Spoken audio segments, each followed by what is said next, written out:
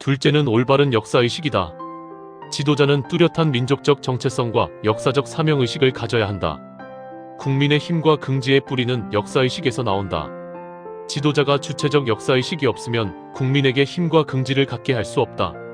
지도자의 역사의식이란 민족사와 세계사의 도도한 흐름 속에서 자신에게 주어진 시대적 과제가 무엇인지를 정확하게 알고 그것을 실현하기 위해 끊임없이 노력하는 자세다.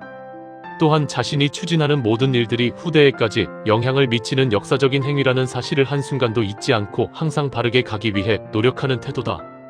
나는 홍익 대통령의 조건으로 무엇보다 이 역사의식이 중요하다고 본다. 국민들이 나라를 이끌 지도자를 뽑을 때는 그가 민족의 정통성과 정체성에 대한 확실한 기준을 가지고 있는지의 여부가 검증되어야 한다. 특히 국조단군에 대한 인식이 어떠한지가 중요한 선택의 기준이 되어야 한다. 왜냐하면 우리가 뽑는 사람은 다른 어느 나라의 대통령이 아닌 한국의 대통령이기 때문이다. 민족의 뿌리와 정체성에 대한 확실한 기준을 갖지 못한 사람은 우리의 대통령이 될 자격이 없다. 셋째는 철학이다. 한국의 대통령이 가져야 할 철학의 핵심은 민족화해와 세계평화에 이바지할 수 있어야 한다는 것이다. 20세기의 냉전체제의 영향으로 분단국가가 된 나라 중에서 통일을 이루지 못한 곳은 우리뿐이다.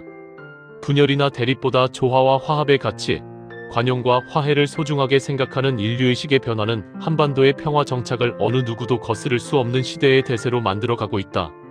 한국을 이끌 지도자는 민족의 화해를 위한 실질적인 정책과 세계 평화를 위해 한반도가 어떻게 기여할지에 대한 구체적인 계획을 가지고 있어야 한다.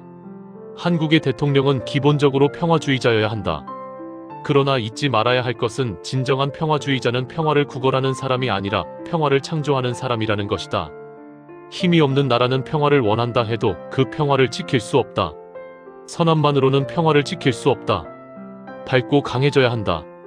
한문화학원 일지 이승헌 이사장에 져서 한국인에게 고함 중에서